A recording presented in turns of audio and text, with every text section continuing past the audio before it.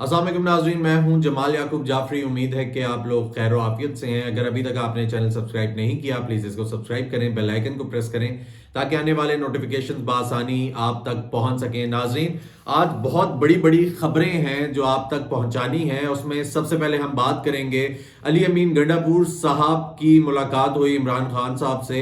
एक बड़ी लंबी मुलाकात हुई और अली अमीन साहब पूरे प्रोटोकॉल के साथ उनके पास पहुंचे। नाज़रीन, उसके अलावा फॉर्म 45 इलेक्शन कमीशन की जानिब से अपलोड कर दिए गए हैं, इस पे भी बात करेंगे।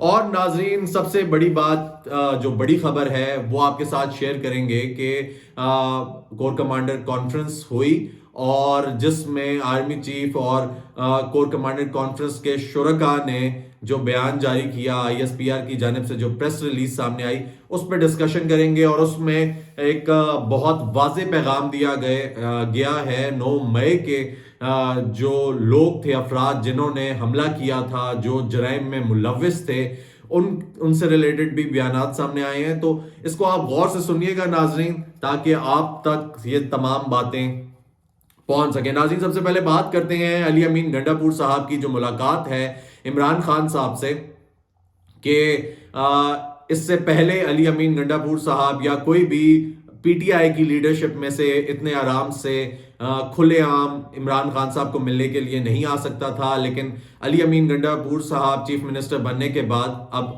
अडियाला जेल जो है वो पंजाब में है, लेकिन वो पूरे प्रोटोकॉल के साथ केपी से आए, चीफ मिनिस्टर बनने के बाद आए और वो पूरा प्रोटोकॉल जो था साथ लेकर आए और फिर इमरान खान साहब से एक तवील मुलाकात की।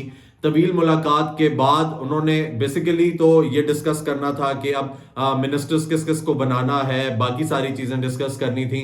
लेकिन अपेरेंटली उन्होंने ये भी शो किया कि मुशावरत करनी थी और चीज़ें डिस्कस करनी थी।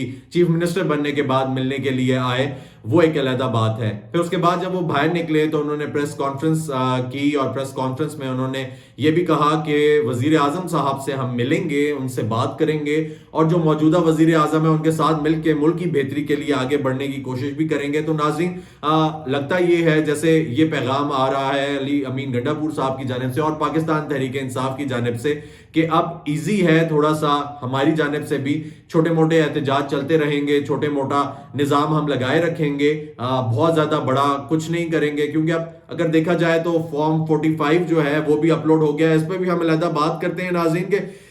फॉर्म 45 इलेक्शन कमीशन ने अपलोड किए हैं, जिनमें खासा प्लस माइनस देखने को मिल रहा है नाज़रीन। और इलेक्शन कमीशन को शर्म भी नहीं आई फॉर्म 45 अपलोड करते हुए। अब वो जैसा फॉर्म 45 है उसमें वाज़े तब्दीलियां नजर आ रही हैं कि अगर एक जानिब वो ठीक था तो उसको कहां कहां से चेंज किया गया, तब्दीलियां की गई और उन्होंने एज इट इज, उनको मतलब ये फीलिंग भी नहीं आई कि हम ये तब्दील कर रहे हैं या कुछ गड़बड़ हो रही है इसके बीच में, तो उन्होंने वैसे ही अपलोड कर दिया। जिसमें नाज़रीन मंसूर अली खान साहब एक सीनियर जर्नलिस्ट हैं, उनकी जानिब से ये कहना था कि मेरा 9 साल का बेटा इनसे बेहतर कैलकुलेशन कर सकता है और मुझे बहुत फख्र है अपने बेटे पे कि वो कम से कम इलेक्शन कमीशन से बहुत बेहतर कैलकुलेशन कर सकता है। और ये जो फॉर्म 45 अपलोड हुआ है, ये भी उनका कहना था यही असल जमहूरियत है हमारे मुल्क की जो हमें देखने को मिल रही है।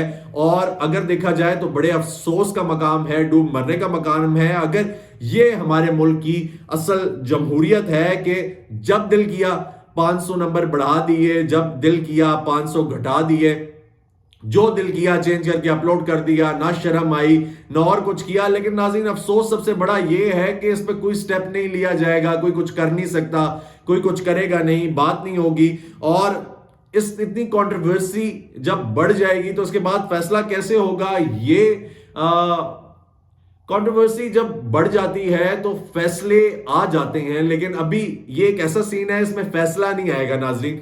अफसोस इस बात का है। उसके अलावा नाज़रीन, आईएसपीआर की जानिब से प्रेस रिलीज जारी की गई है और कोर कमांडर कॉन्फ्रेंस हुई है।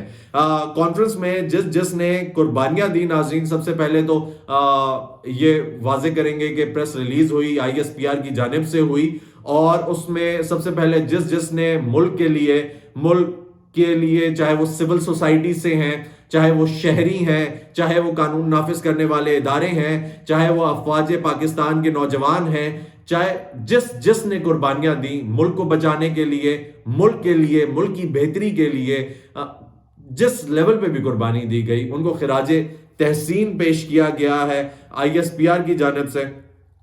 اور ناظرین یہ بھی کہا گیا ہے کہ ملک دشمن سہولت کاروں کی جنہوں نے حوصلہ افزائی کی، یعنی کہ ملک دشمن عناصر کی، سہولت کاروں کی، اور ان کے ساتھ جو سازشیں ہوئیں ان میں جو شامل تھا اس کی جس نے حوصلہ افزائی کی ان کو سپورٹ کیا، ڈائریکٹلی سپورٹ کیا، انڈائریکٹلی سپورٹ کیا، تو ان کے خلاف ریاست پوری طاقت سے کاروائی کرے گی اور اس کے بغیر ان کو ایسے نہیں چھوڑے گی.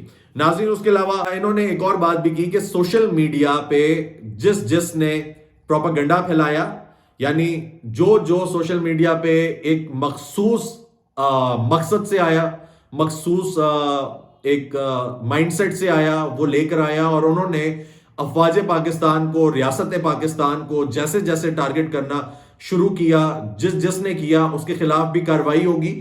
اور وہ لوگ جو ملک کو نقصان پہنچانا چاہتے ہیں ان کو کبھی بھی ملک کو نقصان پہنچانے نہیں دیا جائے گا. اس کے علاوہ ناظرین یہ بھی کہا گیا کہ 9 مئی کی منصوبہ سازوں، اب یہ جو پیغام ہے ناظرین یہ خالصتاً پاکستان تحریک انصاف کے لیے ہے. اس کے علاوہ اور کوئی بات نہیں ہو سکتی، کیونکہ 9 مئی پہ جو کیسز ہوئے یا جو کاروائی ہوئی وہ پاکستان تحریک انصاف کے ہی اراکین کے خلاف ہوئی، کیونکہ وہی لوگ شامل تھے. تو اس کو اگر ایسے لیا جائے کہ پاکستان تحریک انصاف کے لیے آیا ہے یہ فیصلہ یا انہوں نے جو بیان دیا ہے، تو یہ غلط نہیں ہوگا. اس میں کہا گیا ہے کہ 9 مئی کے منصوبہ سازوں، اشتعال دلانے والوں، حوصلہ افزائی کرنے والوں اور شہداء کی یادگاروں کی بے حرمتی کرنے والوں اور فوجی تنصیبات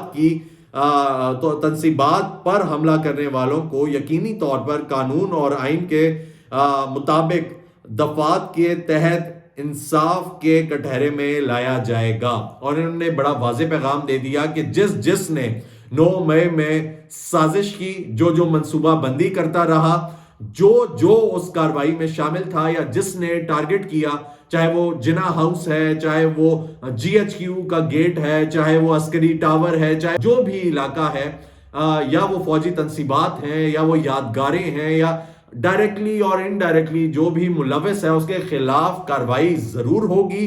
وہ کاروائی رکنے نہیں لگی، ان کو انصاف کے کٹہرے میں لایا جائے گا. اور ناظرین اگر اوور آل دیکھا جائے تو یہ کاروائیاں رکیں گی بھی نہیں، یہ ہوں گی بھی، یہ ہونی بھی چاہیے، لیکن جو ڈیزرو کرتا ہے اس کاروائی میں سزا، اس کو سزا ملنی بھی چاہیے. ایسا نہیں ہے کہ اس کو سزا نہیں ملنی چاہیے، اور جو نہیں کرتا اس کو ڈریگ بھی نہیں کرنا چاہیے اس میں. لیکن یہ ایک واضح پیغام ہے فوج کی جانب سے کہ ان لوگوں کو سپیئر نہیں کیا جائے گا. ناظرین اسی کے ساتھ اگر آپ نے چینل سبسکرائب نہیں کیا پلیز اس کو سبسکرائب کریں، بیل آئیکن کو پریس کریں تاکہ آنے والے نوٹیفیکیشنز بآسانی آپ تک پہنچ سکیں. اپنا خیال رکھیں.